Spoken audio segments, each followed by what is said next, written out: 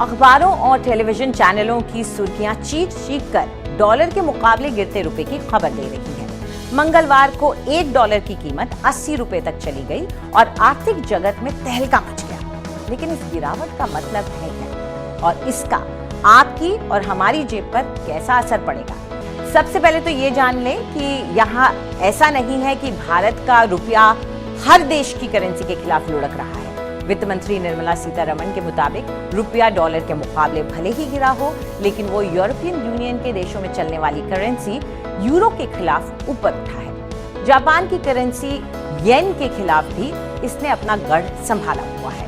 हालांकि वित्त मंत्री ने यह भी माना कि दिसंबर 2014 से लेकर अब तक रुपया डॉलर के मुकाबले 25% गिरा है। यानी 30 दिसंबर 2014 में जहां $1 ₹63.33 का था, वहीं 18 जुलाई 2022 को ये 80 रुपए 3 पैसे प्रति डॉलर हो गया।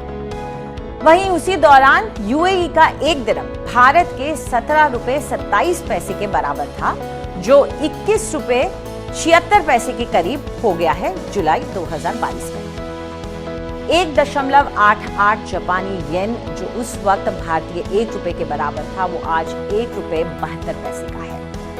30 दिसंबर 2014 में 1 यूरो के बराबर था, 76 रुपए 94 पैसे का आंकड़ा। वहीं आज 81 रुपए 79 पैसे तक ये पहुंच चुका है।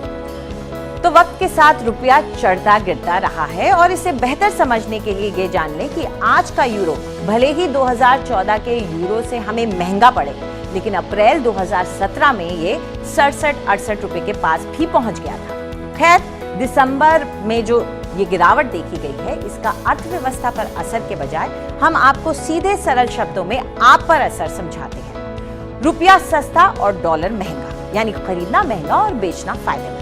ऐसे में भारत को आयात की जाने वाली चीजें और खासकर अमेरिका से आयात की जाने वाली चीजों की कीमत ज्यादा चुकानी होगी। लेकिन वहीं जो भारतीय कंपनियां अमेरिका को सामान निर्यात कर रही हैं, वो अब फायदा कमा सकती हैं, क्योंकि अगर उनका भुगतान डॉलर में है तो वो भारत में ज्यादा रुपयों में तब्दील होगा।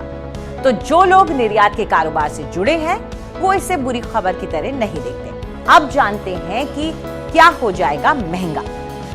सबसे भारी धक्का लगेगा ईंधन की कीमतों को, क्योंकि भारत अपनी जरूरतों का 85% बाहर से आयात करता है और क्रूड ऑयल की कीमत डॉलर में चुकाई जाती है। तेल के दाम में बढ़ोतरी का मतलब है कई चीजों की कीमत में उछाल। हो सकता है कि इस ईंधन के इस्तेमाल के लिए जो कार आप चला रहे हैं, वो अगर बदलना चाहें तो आपको पहले के मुकाबले महंगी पड़े, क्योंकि कार मैन्युफैक्चरिंग के कच्चे माल यानी कि रॉ मटेरियल का कुछ हिस्सा इंपोर्ट भी होता है। मोबाइल फोन और इलेक्ट्रॉनिक्स का सामान भी महंगा हो सकता है। आपके बच्चे अगर अमेरिका में हायर स्टडीज के बारे में सोच रहे हैं, तो फिर अपनी सेविंग्स में थोड़ा गहरा हाथ मारने के लिए तैयार हो जाएं। और अगर वो वहां पढ़ रहे हैं, तो फिर उनका पॉकेट मनी बरकरार रखने के लिए आपको जेब ज्यादा ढीली करनी पड़ सकती है।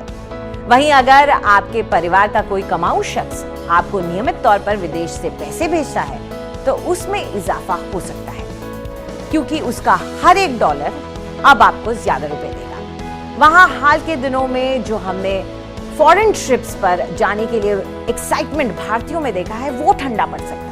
बस यूरोप में अगर सीधा भारत से अपनी करेंसी को यूरो में कन्वर्ट करा ले तो शायद वो बेहतर हो, लेकिन अंतर्राष्ट्रीय सफर पर इसका गहरा असर तो होगा ही।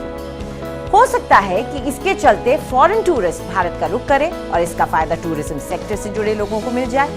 इतना जरूर है कि रुपये का गिरना या चढ़ना आपकी जिंदगी पर अभी एकदम अचानक से बहुत ज्यादा असर नहीं डालेगा, लेकिन जानकार मानते हैं कि इसके असर को सही तरीके से मापने के लिए थोड़ा इंतजार करना होगा। तो आप लाइक और सब्सक्राइब